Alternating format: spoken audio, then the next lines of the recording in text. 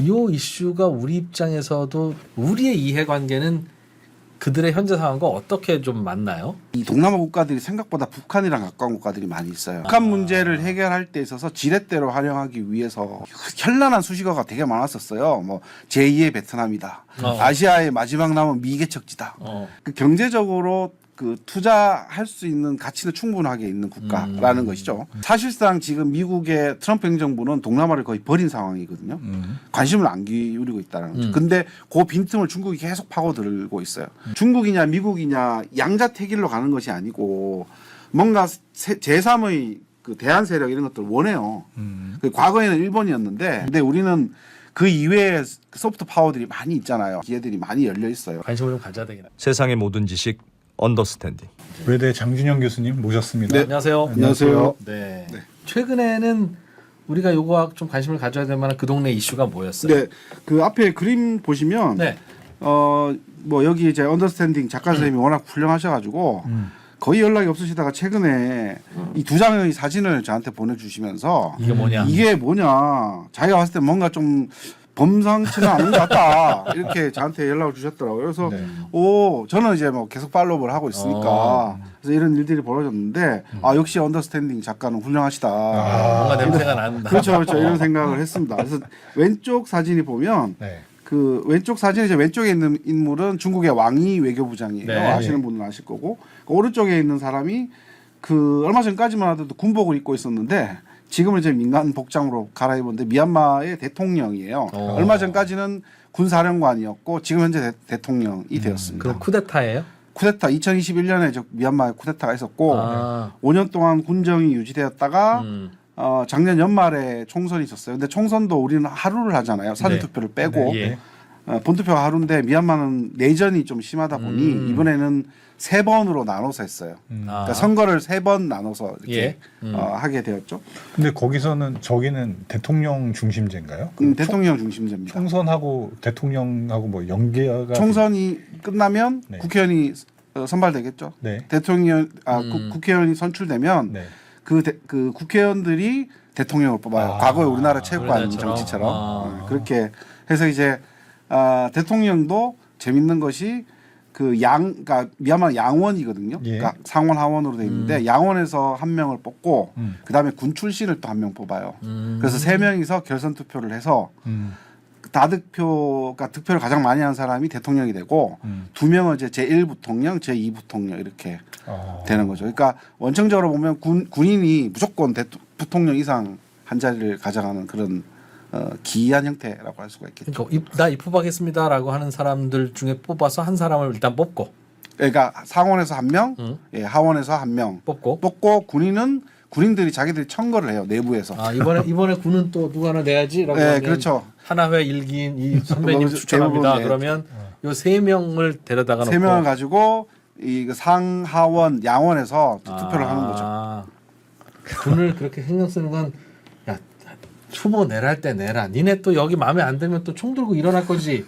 괜히 나중에 뭐라고 하지 말고 니네 후보 갖고 와봐 이 느낌인가 보군요. 근데 이제 뭐 당연히 우리 언론에도 많이 보도가 되지 않았지만 어쨌든 미얀마에 최근 한 4-5개월 동안에 정치 변동이 있었어요. 어쨌든 군부 정권이 군사평의회가 공식적으로 해체가 되고 4월 3일부로 아마 제 기억이 맞다면 4월 3일부로 새로 어쨌든 자기네들은 민간 정권이라고 얘기를 하죠. 이렇게 군복을 벗고 민간복을 입은 분이 이렇게 대통령이 되었어요. 그래서 왕이 외교부장이 축하하는 인정. 그러니까 나도 중국이 인정해주는 그런 차원에서 4월 25일 날 그러니까 미얀마 여기 대통령 집무실 회의장을 방문하는데 그 뒤에 있는 쪽에 왕좌거든요. 그러니까 왕조 시대 때 왕이 앉던 그 자리에 형성하는 그대로 건데 해놨구나. 상당히 멋있습니다. 개인적으로 저는 봤는데 본 적이 저분은 있는데 쿠데타 주역이면서 쿠데타 주역인데 지금 이제 대통령이 된 거죠. 그럼 이번에 선거 때 군에서 추천한 분인 거예요? 군에서 이번에 이 사람은 독특하게 군에서 추천한 사람은 또 아니고 하원에서 추천했는데 근데 그 추천이 반드시 국회의원일 필요는 없어요. 또 국회의원이 아니고 일반인도 얼마든지 추천을 받으면 청거를 받으면 거기 후보가 될 수가 있는 거죠. 어쨌든 후보자는 많을 수 있지만 하원에서 투표해서 1등 된 사람만 일단 결선 진출인데. 자, 그게 있고 오른쪽에 보시면 그 가운데 앉아 계신 여성분이 조금 지식이 많이 있으신 상식이 많이 있으신 분들 알고 계시는데 아웅산 수치라고 네. 이전 정권에 있어서 그러니까 미얀마 민간 정권에 있어서 국가의 그 뭐 가장 높은 지위를 갖고 있던 인물이에요. 국가 고문이라고 불렀습니다. 근데 이분이 쿠데타로 인해서 당연히 실각을 했을 거고 장기간 감옥에 가 있었겠죠. 가 있었는데 이 왕이 외교부장이 방문하고 난 다음에 바로 이 사진이 나왔어요. 이 사진이 뭐냐면 감옥에 있던 사람을 이제 가택연금으로 옮길 때 이제 감옥이 아니고 그러니까 집에 계셔라 하면서 경찰이나 군이 이렇게 나름대로 이런저런 면담을 하는 그 장면. 저거는 뭔가 이제 유화책인가요? 그러면 예, 집권 그러니까 내가 했으니 그래서 왕이 부장이 정확히 어떤 말을 했는지는 알려져 있지 않지만 아마 만나서 우리에게 너희들도 정말 좋은 친구지만 과거의 아웅산 수치도 우리랑 정말 좋은 친구였다라고 얘기를 했는데 거기에 이제 나름대로 화답을 하는 차원에서 이렇게 일어난 겁니다. 네. 그래서 중국 입장에서 보면 그 자기네들은 그 미얀마와 아주 가까운 두 명의 친구가 있다라고 얘기를 해요. 첫 번째가 이제 왼쪽에 있는 이 사람은 이제 군인 출신인데 지금은 이제 다 은퇴하고 그냥 그 우리 쉽게 말하는 뒷방 늙은이로 계신 분인데 연세가 많아요. 90살이 아마 넘었을 겁니다. 근데 이 사람이 그러니까 미얀마가 자원이 엄청 많잖아요. 예. 뭐 천연가스 뭐 이런 것들이 엄청 많이 나는데 그 천연가스를 우리나라의 과거의 대우 인터내셔널 지금은 이제 포스코가 바뀌었잖아요. 대우 인터내셔널이 그 발견을 했고 시추까지 했는데 우리나라 가져오지 못했고 중국이 전량 다 구매를 하거든요. 네. 그래서 요거를 중국한테 팔아 넘길 때 가장 혁혁한 공헌을 세운 사람이 이 사람이었겠죠. 그리고 오른쪽에 있는 게 보면 시 주석이랑 아웅산 수치 그 국가 고문 당시 이게 2020년 사진인데 이때 그 시 주석이 1월달에 양자 외교관계 70주년 기념을 해서 미얀마를 1박 2일 동안 방문을 했었어요. 예. 그때 엄청나게 많은 이 경제 협력이나 뭐 관련된 양해각 MOU를 체결을 하게 되면서 두 관계가 엄청 가까워집니다. 상당히 아이러니한 게 그 역사적으로 보면 군사 정권 미얀마 군사 정권이 중국이랑 되게 가까웠거든요. 예. 근데 아웅산 수치가 처음에 민간 정권이 들어설 때만 하더라도 서방이랑 가깝게 지낼 것일 것 같다. 심지어 이분은 영국에서 오랫동안 살았거든요. 15살 때부터 살았으니까. 그러니까 영국이나 미국 같은 서방 국가와 상당히 관계를 좋을 것이다라고 했는데 중국이랑 더 가깝게 지냈어요. 그러니까 역사적으로 보면 아웅산 수치가 집권하던 그 5년씩 2016년부터 2020년까지의 미얀마 중국 관계는 역대 최고였었습니다. 오히려. 네. 근데 이 두 개의 공통점은 중국은 자기네들에게 경제적으로 이익이 될 때 그때 엄청나게 많이 지원을 해주는 거죠. 중국하고 국경이 붙어 있나요? 중국이랑 2,000km 정도의 국경을 맞대고 있습니다. 맞대고 있는 게 2,000이에요? 예, 2,000km 정도. 태국이랑도 2,000km 정도, 2,500km 정도가 되죠. 이렇게 엄청나게 길게 국경을 맞대고 있습니다. 그래서 일단 그 왕이 외교부장, 그러니까 조만간에 아마 미나옹라인 그 대통령이 중국도 이제 방문을 하겠죠. 그래서 이제 확실하게 인정을 받게 되겠죠.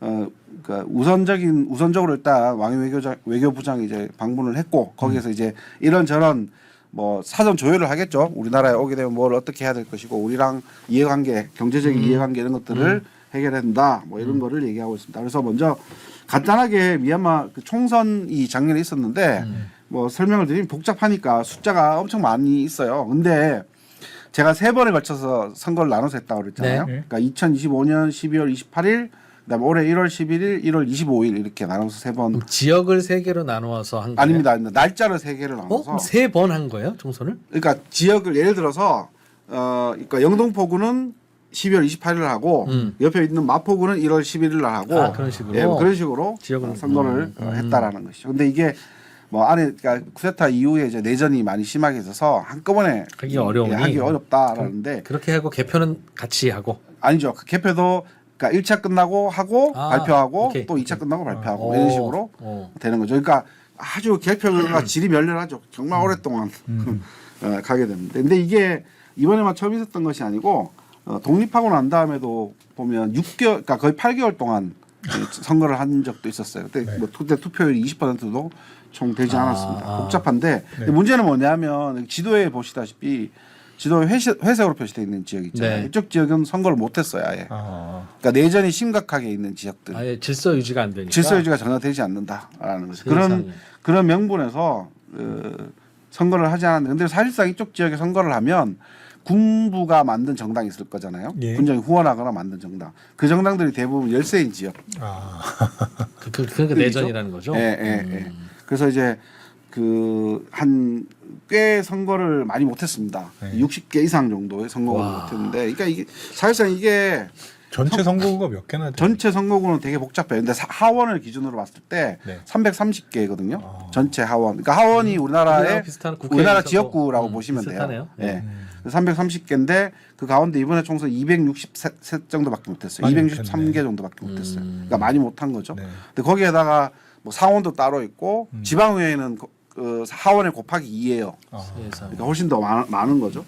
그래서 근데 여기에 이렇게 회색으로 표시된 지역 말고도 선거를 실시하는 하위 단위에서도 예를 들어서 뭐 그 마포구에 염리동은 하고 신수동 못 하고. 신수동은 못 하고 뭐 이렇게 되는 거죠. 그런 형태로 그 선거를 실시하지 않은 지역이 너무 많다라는 거죠. 이게 과연 민의를 반영했다라고 할 수 있는가? 나라꼴이 말이 아니구나. 그렇죠. 그러면 저기는 행정력도 안 되면 치안도 안 될 거고. 치안도 당연히 못 미칠 것이고 야, 그러면 도둑 맞아도 신고할 데도 없고 뭐 그렇겠네요. 거의 그러겠죠.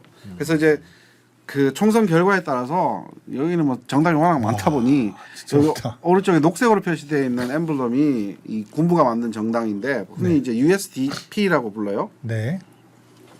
여기에서 거의 뭐 한 80% 이상의 의석수를 가져갑니다. 그러니까 다른 정당들은 뭐 거의 뭐 있으나 마나 하는데 이 미얀마는 정당 구조가 전국 정당이 있고요. 말 네. 전국 전체를 다 에서 활동하는 정당이 있고 특정 지역만 활동하는 정당이 있어요. 나는 마포구에 아, 신수동만 노린다. 마포 뭐 발전당 예, 뭐 뭐 우리나라에 그런 있는 거네. 그렇죠. 그런 정당이죠. 그러니까 지역 정당, 특정 지역이나 어떤 그 소수종족들이 워낙 많이 있으니까 소수종족들 중심의 정당. 네, 그런 정당들은 사실상 뭐 첨가하는데 말 그대로 의의가 있다. 그러니까 이렇게. 저런 정당이 의석을 보내서 한두 명을 의회에 보낸들. 네. 보낸들 무슨 대표성이 거의 없는 거죠. 없으니까. 거의 없는 거죠. 의미가 별로 없는 거죠. 그러니까 이런 지역 정당들은 주로 지방의회에 가기를 보통 희망을 하죠. 네. 근데 이제 문제는 뭐냐면 그 부정선거, 선거 부정 의혹이 크게 일어났었어요. 그래서 그 제가 직접 눈으로 보지 못했고 보고서들을 이렇게 쭉 보니 한 4개 정도의 유형이 있어요. 첫 번째는 이제 미리 이 투표를 확 이렇게 넣는 행위, 그다음에 투표함을 이렇게 통째로 바꿔치는 행위, 그다음에 미얀마는 올해부터 그 전자투표를 하고 네, 있는데 네. 전자투표 이렇게 버튼 같은 거 누르면 되는데 이것도 이제 조작하거나 오류가 되는데 가장 큰 게 이제 사전 투표예요. 제가 이거 유형 4는 제가 이제 논문 쓰면서 전체 지역구를 다 전수조사했어요. 무식하게 네. 다 조사를 해보니 그 아까 그 USDP, 그러니까 군부가 만든 정당이 있잖아요. 네. 거기 정당의 후보자가 사전 투표에서 패배한 지역이 딱 4개밖에 없어요. 그 말은 사전 투표에서 조작되었을 가능성이 엄청나게 크다라는 거죠. 그런데 왜 저 내주는 조작을 안 했어요? 이쪽 지역은 보시면 본투표에서 그 투표 격차를 한번 보면 도저히 사전 투표로 본투표 순서를 뒤집을 수 없는 그런 상황이죠. 그러니까 4개 정도밖에 없고, 그리고 선거 지역도 보면 완전 소수종족들이 사는 지역들이에요. 그러니까 다수 사람들이 사는 곳이 아니고 완전 두메 산골 지역인데 그쪽 지역은 거의 행정력이 미치지 못하는 그런 지역이랄까. 그런데도 사전 투표함은 바꿔치기를 했던 미리 투표함을 넣어놨던. 네. 그런 식으로 해서 어쨌든 선거에서 승리를 했다 이렇게 되는 겁니다. 그래서 이제 변화가 좀 사진이 복잡하게 되어 있는 것처럼 되어 있는데 이번 이 미얀마의 새로운 정부 출범을 두고 내부적으로는 2010년에도 이런 비슷한 형태의 선거가 있었어요. 2010년에도 군부가 오랫동안 장기 집권하고 있다가 말 그대로 아까 얼마 전까지 군복 입다가 지금 민간 복장으로 바꿔 입은 그런 사람 등장했거든요. 네. 여기도 마찬가지로 여기는 보면 왼쪽에 그러니까 2011년에 보면 딴시라는 사람은 마옹의 사람인데 이 사람이 군부의 넘버 1, 2였었어요. 근데 이 사람들이 선거를 하면서 동반 퇴진을 해버려요. 예. 그러니까 동반 완전히 퇴진. 민심이 안 좋아서. 민심도 안 좋고 뭐 나이도 많고 이러니까 그 대신에 그때 당시에 권력 4위였던 땡생이라는 사람을 내세워요. 이 사람도 군인 출신이에요. 그래서 이 사람이 나오고 그다음 새롭게 이제 군사령관을 발탁을 해야 되겠죠. 네. 새롭게 군사령을 발탁한 사람이 지금 이제 대통령이 미나올랑이라는 사람이 이때 이제 등극을 하게 되는 거죠. 그러다 또 이제 세월 지나면 다시 3위가 없어지고 4위가 올라가고 완전히 그런 근데 순위가 미얀마는 세상에. 순위가 딱 2위가 나갔다고 3위가 올라가고 또 그러진 않아요. 5위가 올라가거나 7위가 올라가거나 그런 그들만의 또 또 법칙이 한번 있어요. 한 게임 한 예. 거. 그래서 요렇게 해서 뭔가 변화의 흐름이 있었는데 근데 2026년 이번 같은 경우에는 보면 그 미나올랑이랑 소윈 그러니까 군정의 원투였었어요. 네. 원투인데 이 사람이 넘버 투는 퇴진을 했는데 넘버 원이 자리를 바꾼 거예요. 대통령이 돼버린 거죠. 그러다 보니 2011년보다 더더욱 경직돼 있다라고 보는 거죠. 2011년에는 그래도 최소한 군부 정권의 인물들이 다 그러니까 역사의 뒤안길로 사라졌는데 여기는 2026년에는 이 미나올랑이라는 사람이 또 한 번 해먹는다. 군사령관 나 군인이 아니고 나 이제 민간 대통령이야 이렇게 자기 자리를 그러니까 말 그대로 옷을 바꿔 입게 되는 거죠. 저분이 그립이 강해요. 그립이 엄청 강하죠. 그래서 대신에 이제 군사령관을 새롭게 뽑게 되는데 이 군사령관이라는 인물이 전혀 예외의 인물이에요. 이 사람이 의외로. 이 사람이 서열로 따지면 과거에 한 7, 8위 정도밖에 안 됐거든요. 근데 미나올랑의 정말 말 그대로 그러니까 우리가 말하는 오야분 꼬봉이 정말 그런 대단한 관계. 꼬봉이고 추진 성분도 그렇게 좋지가 않아요. 우리나라에 과거에 사관학교 출신 뭐 이런 거 있었잖아요. 네. 근데 이분은 그 사관학교 출신은 또 아니에요. 그쪽 사관학교 출신은 아니에요. 다른 육사 출신이 우리가 아니구나. 육사 출신은 아니죠. 쉽게 그렇죠. 말해서. 갑종 같은 거구나. 예, 육사 출신은 아니고 다른 사관학교 출신. 예. 그러다 보니 문제는 뭐냐면 이렇게 그러니까 2011년에도 새롭게 군정이 탄생을 했을 때 국제사회에서 그렇게 인정을 하지 않았어요.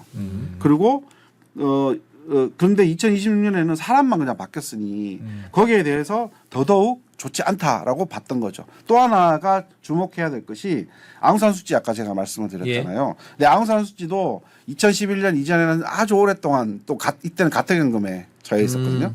근데 선거가 끝나고 딱 일주일 뒤에 이 사진이 흑백 사진인데 일주일 뒤에 가택연금에서 해제가 돼요. 왼쪽 사진에서 보시다시피 여기 보면 가택연금에서 해제가 되고 여기 있는 사람이 그때 당시에 경찰 수장이었는데 지금은 또 하원 의장이 됐어요. 그러니까 그 지금 대통령에 아주 아끼는 사람 중에 한 명이겠죠. 그래서 이렇게 해서 아웅산수치가 어쨌든 그러니까 영어에 보면서 자유의 몸이 됐어요. 2011년에는. 그런데 지금은 보면 아까 아웅산수치는 가택연금으로 옮겨졌고 그다음에 그때 당시에 대통령, 그러니까 아웅산수치와 같이 체포됐던 인물 있잖아요. 여기에 계신 분이 대통령인데 과거 우리나라에도 왔었어요. 네.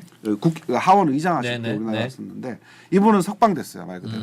그러니까 그러면 그 왕이 외교부장 입장에서는 왜 위민만 석방하냐 아웅산수치까지 같이 석방해라 네. 이거였겠죠. 네. 당연히 그런 걸 요구했겠죠. 근데 군부 입장에서 이제 부담스러운 거죠. 아웅산수치가 전면에 나서게 되면 안 그래도 그러니까 정부에 대한 지지가 그렇게 많지가 않으니까 네. 그런 문제가 있을 겁니다. 그래서 어쨌든 뭔가 그 군부 입장에서 뭔가 변화한 모습, 쇄신한 모습 이런 걸 보여주고 싶다 이렇게 얘기했는데 중국이 하나가 나왔고요. 예, 혹시 말씀하시면. 저 궁금한 게 저 그때 군부가 쿠데타하면서 왜 그 시민들이 막 저항하고 막 그래서 막 군부가 엄청 강하게 이제 억압했잖아요. 예. 그거는 이제 없어졌어요.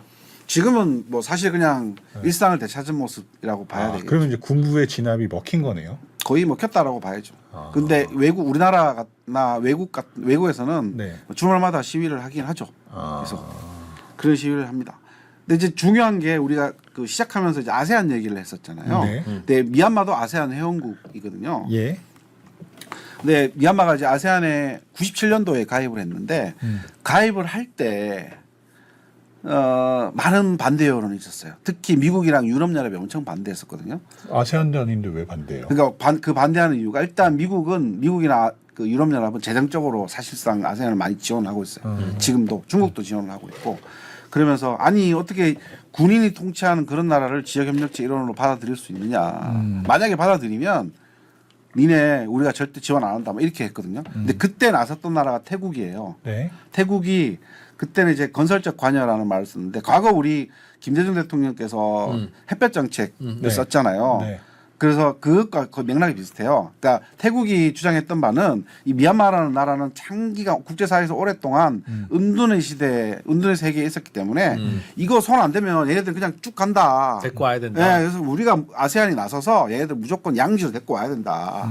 그렇게 해서 그게 먹혀가지고 97년도에 가입할 수 있었어요. 그 가입시켜놓고 나서 그들을 양지로 끌어들이고 민주화도 시키고 하려면 뭔가 아세안이 미얀마를 압박할 수 있는 수단이 있어야 되는데 그렇죠, 그렇죠. 어떤 툴이 있어요? 그러니까 이게 문제가 뭐냐면 뒤에서 말씀을 드리겠지만 아세안이 내부적으로 어떤 잘못을 하거나 합의나 원칙을 깬 회원국들에 대해서 페널티를 줄 수 있는 게 전혀 없어요. 그니까 전혀 없다라는 거죠. 근데 최근 들어서 약간 변하고 있는 것이 그러니까 태국 같은 경우에는 미얀마랑 붙어 있고 네. 영토가 이렇게 붙어 있고 그리고 또 양국 관계는 우리가 애증 관계라고 많이 얘기하거든요. 좋아하면서도 이웃 증오의 나라 관계, 느끼는. 역사적으로도 그렇고. 그래서 어쨌든 태국이라는 나라는 이제 미얀마를 계속 아세안 내 중요 그 활동자로 그러니까 인정을 하고 싶은 그런 역할을 하고 싶어 해요. 근데 2011년 같은 경우에 보면 그러니까 미얀마의 그 군정이 아닌 이제 민간 정부가 들어섰을 때 네. 그때만 하더라도 중국이 환영했을 것이고 그리고 아세안이 그때 의장국이 베트남이었었거든요. 그때 아세안 베트남이 환영한다라고 얘기했었어요. 새로운 정부 출범. 그리고 미얀마가 변했으면 좋겠다. 뭐 이렇게 얘기를 했는데 저도 이번 2026년도에 4월에 이제 미얀마의 새로운 정부가 출범했을 때 그렇게 되지 않을까라고 했는데 아닌 웬걸 아세안이 아주 완강하게 나가는 거예요. 우리는 인정할 수 없다. 이게 무슨 변화냐? 네. 그럼 2011년부터 2026년까지는 그냥 한 분이 해먹던 나라였어요? 그죠? 그죠? 그렇죠. 그러다 15년 만에 정권 교체가 됐는데 네. 이게 무슨 정권 교체야? 그렇죠. 아까 미나올라잉이라는 사람이 2021년에 쿠데타를 일으켜서 쭉 가다가 작년에 선거를 했잖아요. 작년 올해까지. 그리고 선거 결과에 따라 자기가 대통령이 된 거예요. 그래서 그거를 아세안은 우리는 받아들일 수 없다. 근데 안 받아들이면 어차피 본인들이 인정하던 체제로 돌아가는 거고. 아니죠. 근데 거기에 대해서 최근에 많은 변화가 이제 일어나고 있는 것이 아세안이 그러면 왜 2011년과 다른 스탠스를 취하냐 네네네. 이거를 네. 보면 일단 2011년도에 쿠데타가 일어났을 때 네. 과거에는 이런 쿠데타가 일어나잖아요. 그러면 아세안은 그거는 그냥 미얀마 내부 문제니까 그렇지. 원활하게 해결해라 이거였거든요. 근데 그때는 그렇게 안 나오고 바로 이 쿠데타를 일으켰던 미나올라잉을 인도네시아 자카르타로 불러요. 부르고 아세안 정상회담이 아니고 지도자 회담, 그러니까 리더스 미팅 뭐 이렇게 해서 회담을 했어요. 회담한 게 여기 사진이에요. 그래서 사진 동그랗게 앉아서 그래서 쿠데타를 했던 미나올라잉은 날 지도자를 인정하는 거라 라고 하면서 되게 기분 좋게 갔단 말이죠. 근데 갔는데 그 분위기가 아니에요. 갈구는 분위기. 너 지금 너 사고 엄청 큰 사고 쳤어. 이렇게 된 거죠. 그래서 가서 이제 들어보니까 막 협의해서 합의안을 5대 합의안을 도출했어요. 그래서 5개를 이렇게 있는데 가장 핵심은 일단 내부에서 일어나고 있는 뭐 그 살상이나 이런 거 탄압, 인권 탄압 이런 것들은 하지 말라라고 얘기를 했거든요. 그리고 그 체포된 사람들 윈민이나 아웅산수치나 기타 정치범들 많이 있을 거잖아요. 이 사람 즉각 체포해라 뭐 이런 요구들을 다 했어요. 그러니까 그 자리에서 미나올라잉은 오케이 콜 이러면서 이제 돌아온 거죠. 돌아왔는데 하나도 안 지킨 거예요. 그러니까 아예 약속을 안 지킨 거죠. 그러니까 아세안 입장에서도 뭐 이렇게 될 것이고, 그러니까 국제적인 위신이 완전히 망가졌을 거잖아요. 예. 나름대로 지역 협력체인데, 예? 그러니까 우리가 이 지도자 미얀마의 나름대로 지도자 회담이라는 걸 만들어서 불러가지고 우리의 뜻을 아주 명확하게 전달을 했고 지키겠다라고 돌아갔는데 하나도 안 지키고 있는 거죠. 그럼 지키라고 압박했을 때 모였던 한 10여 개국의 10개국 나라는 네. 그 미얀마를 압박하는 게 만장일치로 그래 저놈들한테는 한마디 경고해야지라는 쪽이었어요? 아니면 유럽처럼 유럽 안에도 러시아를 은근히 지지하거나 네, 뭐 그런 나라도 네. 있고 완전히 반대하는 나라도 있듯이 저기서도 야 미얀마가 알아서 탄다는데 왜 우리가 왜 나서라고 하면 또 여기는 또 나서야지 막 그럼 우리가 왜 여기서 모여서 이런 짓을 하니 등등해서 자기들끼리 싸우다가 그래 불러서 한번 경고하자 하는 이런 분위기였어요. 어느 쪽이에요? 후사 쪽이 맞죠. 아무래도. 그렇죠. 그러니까 왜냐하면 이게 리더스 미팅이잖아요. 그러다 보니까 꼭 각국의 정상이 올 필요는 없었거든요. 그래서 태국 같은 나라, 캄보디아 옆에 이제 그 좀 민주주의랑 약간 먼 국가들 있잖아요. 이런 국가들은 가급적이면 미얀마 편에 서려고. 아하. 어차피 자기도 독재인 그렇죠. 나라는. 외교장관이 가기도 하고. 그렇죠. 근데 구색만 맞추는 거죠. 근데 거기에 비해서 이제 인도네시아나 뭐 필리핀, 뭐 싱가포르, 말레이시아 이런 나라들은 강력하게 규탄을 하는 거죠. 우리가 보기에는 지들도 뭐 특별한 별 차이도 없어 보이지만 어쨌든 그렇게 얘기를 그 합니다. 중에서는 그래도 그래서 이제 거기에 대해서 이제 아세안이 진짜 말 그대로 그 요즘 유행하는 정말 말 그대로 빡이 친 거죠. 너무 화가 나서 그다음 어떻게 했느냐? 앞으로 아세안 내에 뭐 외교장관부터 회담이 되게 많이 있거든요. 정상회담이 제일 높이 있지만 그 회담에 미얀마를 절대 초청하지 않겠다. 그 원칙을 지금도 지켜지고 있는 거예요. 그러거나 말거나라고 미얀마 입장에서는 그게 뭐 야 그래도 조금 이건 아쉽네 하는 것과 뭐예요 그러면? 미얀마 입장에서는 그 국제 기구에 많이 가입돼 있지만 실질적으로 목소리를 내고 행동할 수 있는 곳은 아세안이 거의 유일하거든요.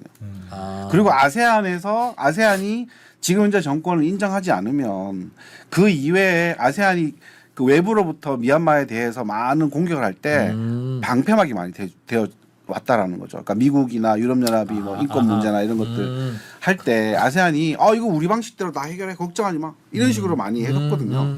그리고 뭐 미얀마 같은 나라가 친중화될 때 그럴 때도 아세안이 얼마든지 중간에 끼어들어서 가급적이면 좀 중재하는 그런 모습도 많이. 시골 학교에 어느 날 전학 온 어떤 학생이 그 학교의 이너서클에 가입을 하고는 싶은데 네.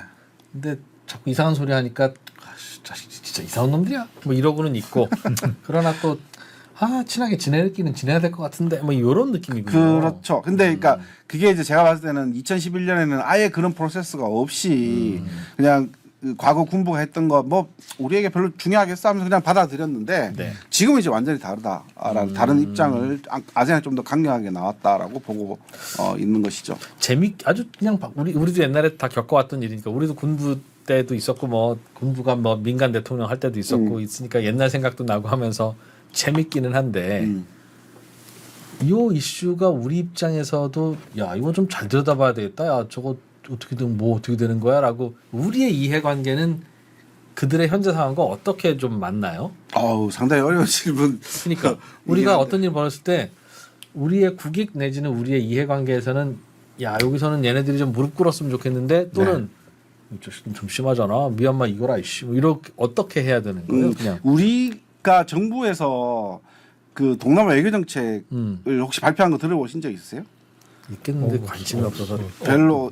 그러니까 그러니까 제가 알기로도 그러니까 완벽하게 완성된 형태는 나오진 않고 과거에 우리 그러니까 문재인 대통령 때 하셨던 신남방 정책 같은 그런 개념으로 그 동남아를 되게 다시 이렇게 중요시 여기고 있고 그리고 지금 그 현재 대통령도 취임하고 난 다음에 얼마 전에도 베트남 다녀오셨고 동남아를 자주 왔다 갔다 하시잖아요. 그렇죠. 우리 새로운 시장이니까. 그렇죠. 그 갔다 온 이유 중에 하나가 단순하게 시장 개척 문제도 있지만 이 동남아 국가들이 생각보다 북한이랑 가까운 국가들이 많이 있어요. 그 북한 문제를 해결할 때 있어서 지렛대로 활용하기 위해서 동남아를 활용하는 국가들이 많이 우리 입장에서도 동남아랑은 나름대로 그들의 주류와는 좀 친하게 지내야 되겠네요. 동남아는 한국을 상당히 좋아하죠. 대체적으로. 우리나라랑 뭐 척을 지고 있는 국가는 거의 없으니까. 그러니까 그런 측면이 있고 그러니까 정치 외교적으로는 그런 측면이 있을 것이고 경제적으로 봤을 때는 당연히 그러니까 미얀마 같은 나라는 사실상 그러니까 과거 2021년도에 쿠데타가 일어나기 전까지만 하더라도 뭐 현란한 수식어가 되게 많았었어요. 뭐 제2의 베트남이다. 아시아의 마지막 남은 미개척지다. 그리고 뭐 우리 3프로 TV 저기 언더스탠딩이니까 뭐 진 로저스 같은 사람이 있잖아요. 그래서 진 로저스 같은 사람은 내가 돈이 있으면 모든 자산을 미얀마에 다 투자하겠다. 이런 말도 하고 뭐 엄청나게 많이 관심을 끌었거든요. 그만큼 그 경제적으로 그 투자할 수 있는 가치는 충분하게 있는 국가라는 것이죠. 근데 이제 문제는 이게 그 정치적인 문제가 그러니까. 항상 리스크가 크다라는 것이죠. 현재 미얀마 집권 계층에 대해서 우리가 척지기도 그렇고 미얀마도 우리 고객이니까 그렇다고 거기에 찰싹 달라붙어서 야 니네 아세안들 미얀마 간섭하지 마라고 하기에는 또 아세안과의 관계들도 있고. 근데 그러니까 우리나라 외교부 입장에서도 지금 현재는 이제 저는 뭐 외교부 직원은 아니니까 근데 관망하는 자세인 것 같아요. 그러니까 미얀마가 좀 변하면 과거에 우리나라 ODA도 많이 하고 뭐 지원 사업도 되게 많이 했었거든요. 그리고 그 우정의 다리라고 해서 서울로 치면 한남대교 정도라고 보시면 돼요. 강북에서 강남으로 넘어가는 첫 번째 다리.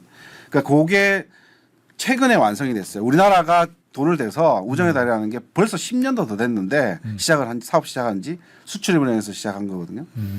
근데 이게 쿠데타로 해서 계속 차일피 미뤄지다가 최근에 이제 개통이 돼서 네. 과거에는 배로 왔다 갔다 했거든요.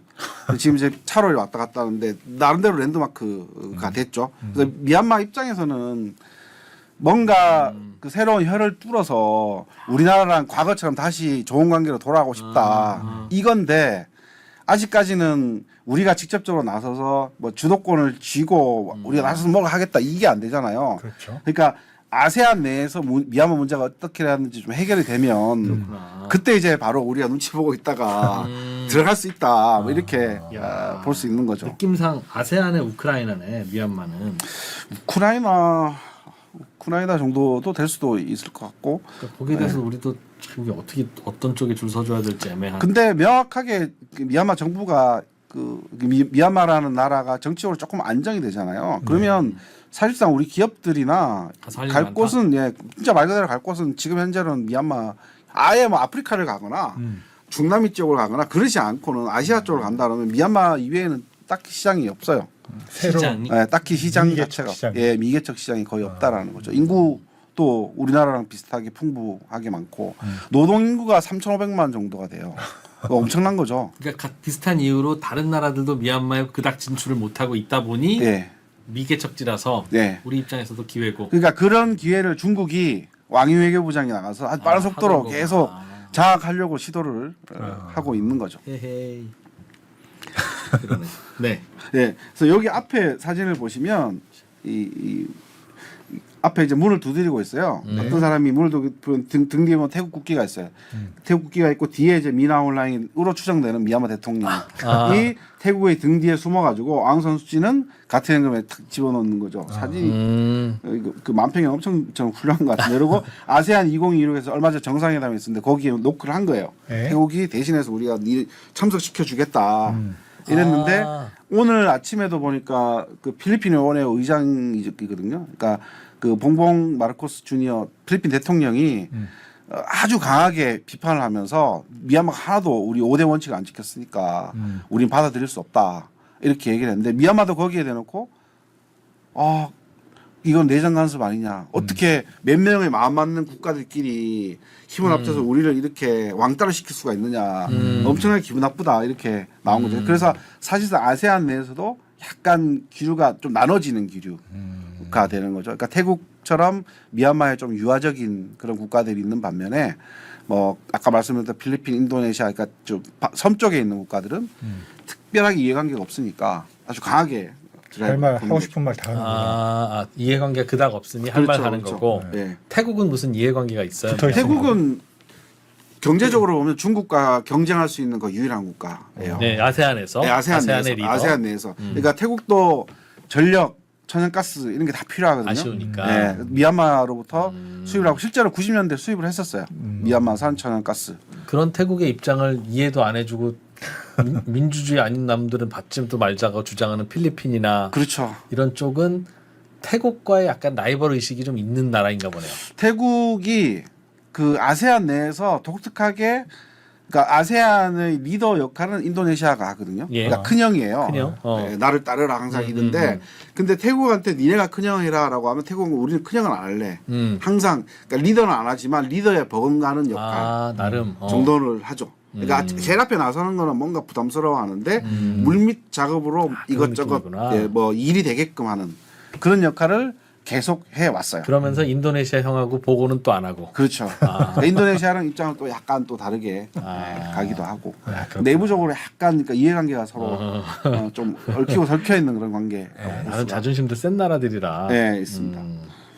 알겠습니다. 그래서 뭐 그 많이 제가 또 많이 준비했는데 빼고 아세안이라는 거 그러면 이 문제가 미얀마 문제가 그러면 어떻게 해결될 수 있을 것인가 네. 강의를 해서 한 두 가지 정도만 일단 아세안이 갖고 있는 특징을 말씀을 드리면 예.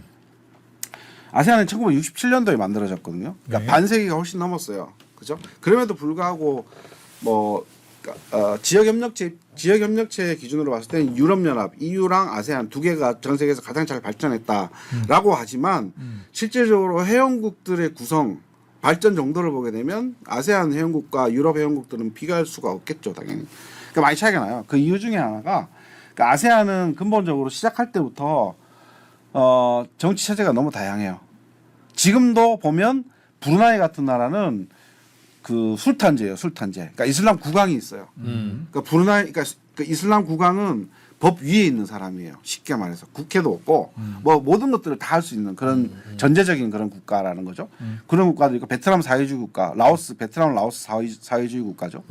뭐 미얀마는 군정에서 바뀌었다고 하지만 여전히 군인 정치 많이 있고 그러다 보니까 어떤 뭐 예를 들어서 인권 문제나 그다음에 뭐 범죄 문제, 얼마 전에 우리 시끄러웠던 온라인 스캠 문제 이런 것들 네. 있잖아요. 네. 그런 문제들 예를 들어서 특정 어떤 국가가 캄보디아에 대놓고 야 니네 나라에 온라인 스캠 문제 되게 많은데 그거 빨리 해결해라라고 얘기를 하면 니네가 뭔데?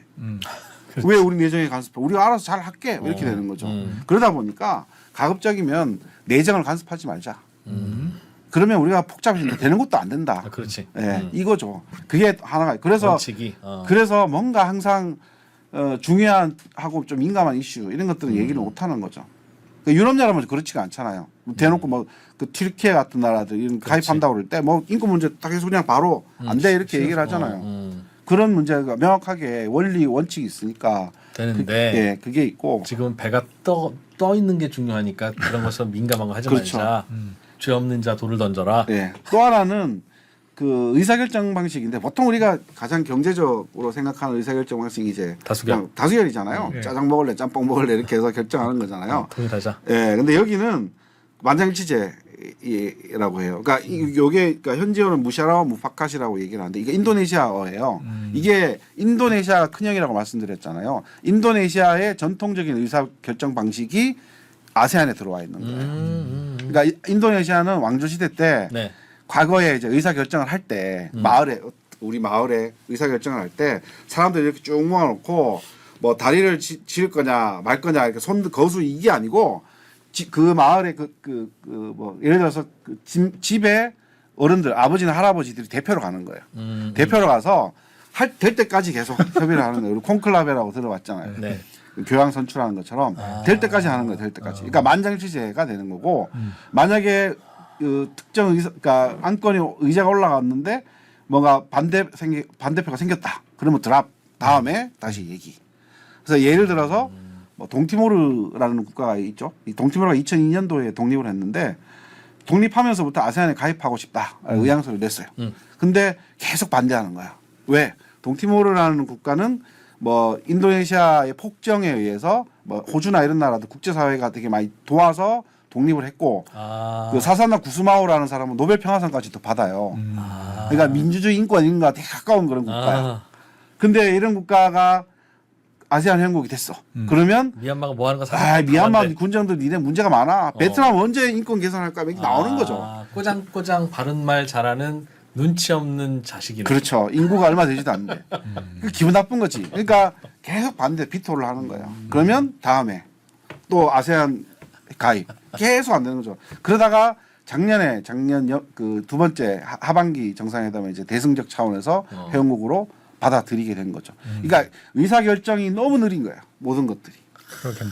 근데 이러한 문제점들이 있음에도 불구하고 미얀마 문제에 대해서는 뭔가 확실하게 다른 모습을 보이고 있다. 요즘 아세안들이. 네.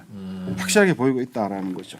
그러면 왜 그럴까? 왜 갑자기 안 하던 명분론을 강하게 내놓고 있을까요? 그게 명확하게 볼 수 있는 것이 어쨌든 미얀마의 대통령이라는 인물이 전혀 새로운 인물이 아니잖아요. 그렇죠. 얼마 전까지 군인이었다가 다시 대통령을 한다고 그러니까 일종의 군기잡기가 될 수도 있어요. 군기잡기. 그러니까 우리 여기에 협력체 일원이 되기 위해서는 우리의 신고식. 말을 잘 들어야 된다. 그리고 이 사람은 2021년도 약속하고 와서 하나도 안 지켰잖아요. 약속을 안 지켰으니 약속을 지키지 않으면 이렇게 된다라는 걸 명확하게 보여주는 거죠. 근데 그런 데에 대해서 미얀마 입장에서는 이거 내정 간섭이다. 우리 기분 나빠. 라고 얘기를 하지만 뭐 태국 같은 나라가 대놓고 미얀마 편을 또 들어주지는 않거든요. 그 문제에 대해서는 예, 그 문제에 대해서는 어쨌든 니네가 우리 합의를 했으니까 합의한 것들에 대해서는 지켜야 되지 않겠냐라는 겁니다. 10몇 년 전에 너 왜 그랬니? 5년 전이죠. 5년 전. 5년 전. 2021년. 2021년에 있었으니까. 2021년에 무슨 일이 있다고 그랬죠? 쿠데타. 네. 쿠데타. 그러면서 불려와서 여기서 군사령관이 대통령이 됐으니까 쿠데타 있을 때 또 불러다가 뭐 좀 하라고 그랬던데. 네. 그러면 이제 아세안이 그러면 기분 나빠서 나 아세안에서 탈퇴할 거야. 아까 미얀마가 아세안에서 탈퇴할 거야. 이럴 가능성도 있겠죠. 근데 그럴 가능성은 거의 제로에 가깝다라고 봐야 돼요. 이렇게 되면 완전히 외톨이가 되고 미얀마도 아쉬운 게 있다. 아쉬운 게 많죠. 아세안으로부터 받는 게 워낙 많이 있고 그리고 그러면 미얀마는 급속하게 중국의 속국이 될 가능성이 클 거예요. 그리고 중국 입장에서도 원하지 않아요. 왜냐하면 2021년도에 쿠데타가 일어났을 때도 예. 중국이 쿠데타 배후설이라는 게 되게 유력하게 막 떠돌았거든요. 아니었거든요, 사실. 근데 쿠데타 일어나기 한 달 전에 그 왕이 외교부장이 미얀마를 방문했어요. 근데 그것 때문에 인해서 중국이 배후에서 사주했다. 이랬는데, 그러니까 중국 이미지가 국제적으로 완전히 떨어지게 된 거죠. 미얀마라는 한 나라 때문에. 아하. 그래서 이번에도 사실 미얀마에 새로운 정부가 들어올 때 중국 입장에서는 판가를 새롭게 해라. 새로운 인물들 다 들어오게 해라. 라고 그렇게 요구를 했대요. 오히려 예, 비공식적으로 요구를 했는데 미얀마 입장에서 그렇게 못하는 거죠. 그러니까 민 아웅 hlaing이라는 아까 대통령 있잖아요. 이분이 과거부터 나 대통령 한번 하는 게 꿈이다, 소원이다 이렇게 얘기를 했거든요. 소원을 이뤘죠. 그러니까 뭐 국가를 위해서 봉사한다 이거는 잘 모르겠고 어쨌든 개인적인 욕심 뭐 이런 게 좀 많이 있는 인물인 것 같은데, 근데 거기에 대해서 어쨌든 중국은 이제 뭐 거기에 대해서 했으니까 받아는 드리는데 그러면 이제부터 좀 변화해야 되지 않겠냐. 그래야지 우리가 니네가 좀 더 지원해주고 명분도 생기고 국제사회에서 우리 이미지도 좀 있지 않겠냐. 그 눈치 좀 챙겨라. 그렇죠. 그런 입장이고 만약에 아웅산 수치가 풀려나면 최고다. 근데 군부 입장에서는, 그러니까 군부란다 지금 이제 미얀마 정부 입장에서는 그게 부담스러운 거죠. 그럼 아웅산 수치가 풀려나서 정치 활동을 하면 예. 정권이 바뀔 수도 있을 만큼 변수예요? 그게 2011년에 그때 새롭게 군정 다음에 새로운 정부가 들어섰잖아요. 그리고 2015년에 총선이 있었거든요. 그때 아웅산 수치가 이끈 정당이 85% 이상 가져갔죠. 그러니까 바로 뒤집어지죠. 나다니기 시작하면 바로 뒤집어지죠. 바로 뒤집어집니다. 그러니까 2011년에 새롭게 정부가 출범하고 이듬해 4월에 보궐선거가 있었거든요. 예. 보궐선거가 그때 40석 정도가 있었는데 38석을 아웅산 수치 정당이 가져갔어요. 그럼 아웅산 수치가 가택 연금되면 그 아웅산 수치 정당을 찍는 사람들은 하여튼 현 정부 반대 아니겠습니까? 그렇죠. 그럼 누가 나오더라도 그 세력의 요구를 받아 안기만 하면 될 텐데 네. 왜 꼭 아웅산 수치가 나와야 판이 뒤집어지고 아니면 왜 아닌 거예요? 그게 미얀마 정치의 저는 문제인 것 같은데 여기는 철저하게 인물 중심. 예. 그러니까 미얀마뿐만 아니고 동남아 자체가 철저하게 인물 중심이고 그 권력이라는 게 대부분 세습돼요. 그러니까 아까 필리핀 대통령 말씀드렸는데 지금 대통령의 아버지가 우리가 그 옛날에 말로만 듣던 하와이로 간 마르코스 대통령이죠. 그래서 그런 느낌. 예, 그리고 정당 자체가 좀 사유화되어 있어요. 누구의 정당 이런 개념이 있는 그러니까 거죠. 지금 군사 정부가 미워서 그 김대중 후보를 찍는 게 아니라 예. 김대중 선생님이 우리는 그냥 김대중 선생님이니까 찍는 거. 그분이 아닌 거면 우리는 생각 다시 하는 거. 맞습니다. 왜 김영삼을 찍어?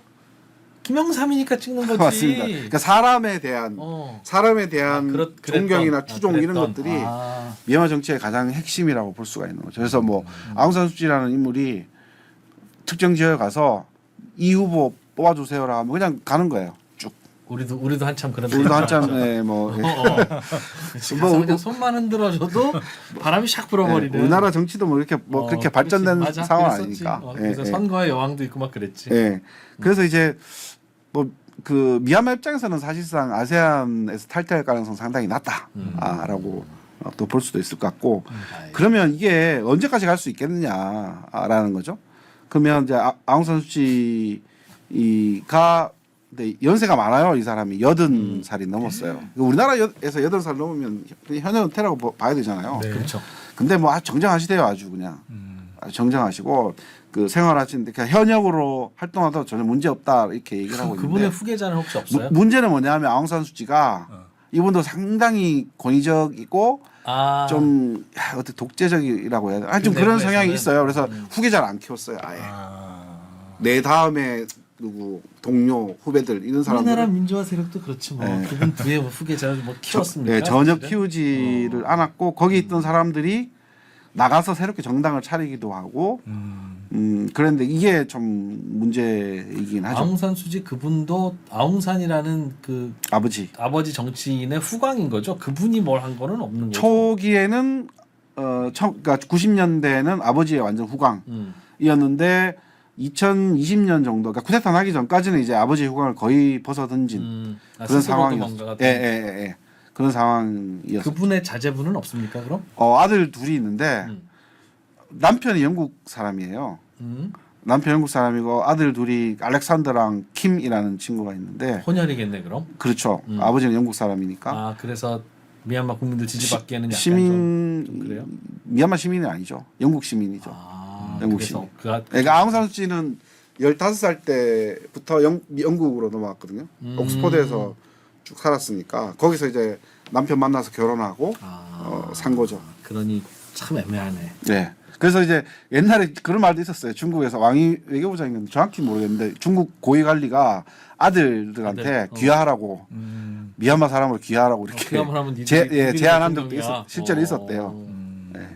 재밌다. 그렇겠네. 네. 그래서 뭐 제가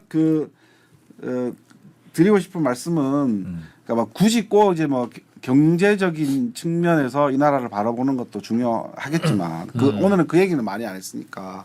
근데 이제 미얀마라는 나라가 우리는 별로 관심도 없고 잘 모르지만 여기 아세안 내에서 미얀마 문제를 두고 자기네들끼리 뭔가 변화하는 아세안 내에서 변화하는 모습을 보여주고 있고 만약에 이 문제를 좀 더 잘 해결을 하죠.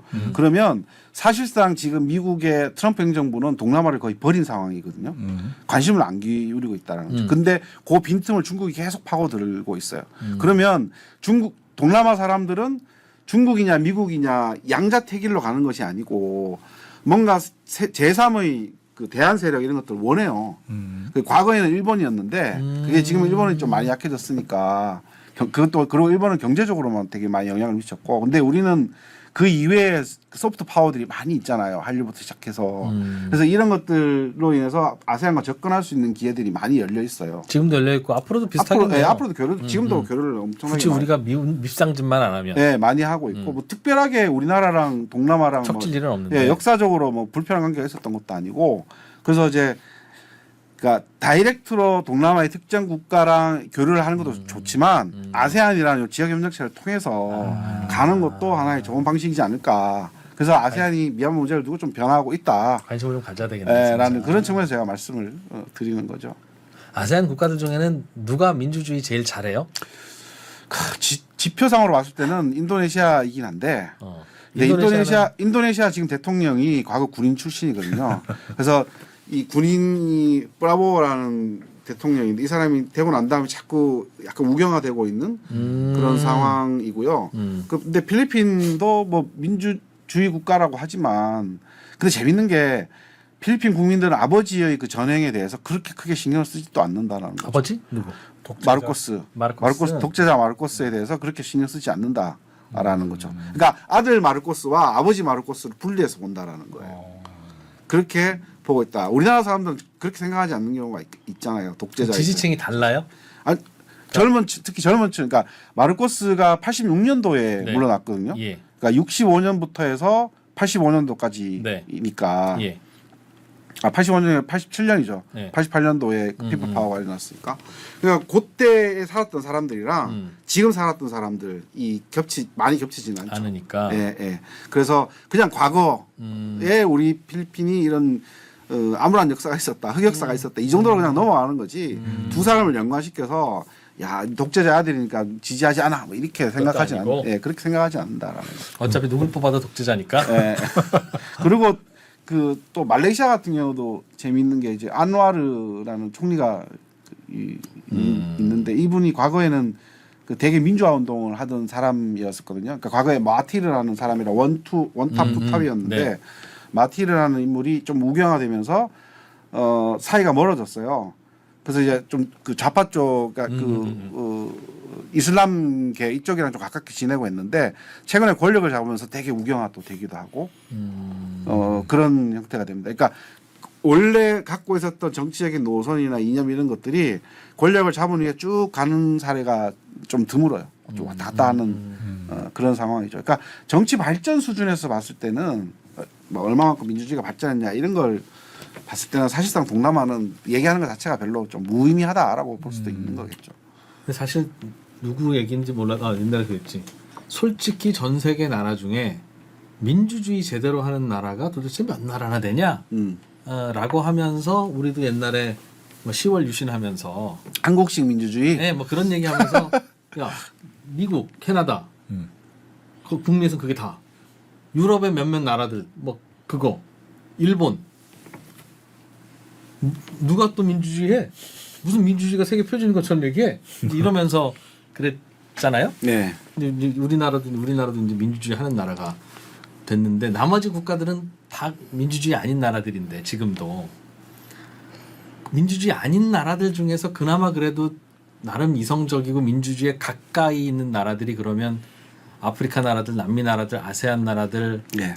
뭐 그런 나라들 중에는 어느 정도 수준이에요 보시면 저 아세안의 저 수준이 그래도 다음에 민주주의 국가는 저 안에서 나올 거야. 상중하로 봤을 때 네, 쪽이에요. 중하 정도는 되죠. 그러니까 하에 있는 국가들은 뭐 지금 현재 보면 그 베트남, 라오스, 캄보디아, 미얀마 이 정도는 하 정도로 볼 수가 있고, 전 세계 표준으로 봐도. 네, 전 세계 표준으로는 거의 하 정도로 볼 수 있고, 그 싱가포르나 말레이시아 정도는 중, 중상 정도로 볼 수가 있고, 예, 섞여 있네 막. 예, 예, 뭐 다양하게 많이 섞여 있죠. 그러니까 브루나이 같은 나라도 이제 전제 정치니 전제 네, 군주제니까 그렇죠. 낮고 뭐 그런 상황이죠. 그러니까 정치 발전 수준으로 봤을 때는 동티모르가 가장 높아요. 동티모르는 정치 발전 수준 우리나라보다 훨씬 더 높아요. 지표로 보면 지표로 보면 우리나라보다 훨씬 더 높아요. 동티모르는 그렇게 돼 있어요, 실제로. 그게 그 프리덤 하우스나 이런 데서 지표 발표하거든요. 네. EIU나 이런 데서 보면 매년 나오는 거 보면 진짜 그럼 선거를 하면 정말 공정하게 하고 그렇게 언론 자유도 보장되고. 뭐 지표는 그렇게 나오니까 동티모르는 상당히 상위권에 해당되는 그런 국가 중에 하나예요. 근데 보통 그거는 경제도 발전하고 민도도 많이 높아져야 되는 건데. 그게 이제 보통 우리가 생각하는 게 정치 발전, 경제 발전 연동시키는 경우가 많이 있잖아요. 네. 근데 그러지 않는 사례들, 약간 예외적인 사례라고 볼 수 있죠. 그런 국가들이 좀 있긴 있죠. 그러니까 인도 같은 나라는 근대 국가가 만들어지면서부터 민주주의를 했기 때문에 경제 발전이랑 상관없이 민주주의의 그 자체가? 발전 자체는 상당히 높은 국가다. 최근 들어서 많이 떨어지긴 했지만 그런 국가로 보고 있는 거고. 그러니까 동티모르가 이제 그런 국가라고 볼 수 있죠. 그러니까 동티모르는 나라가 워낙에 작고 자원이 없고 인구가 적고 그러니까 척박한 환경이다 보니 경제적으로 발전할 수 있는 여건이 안 되는 거예요.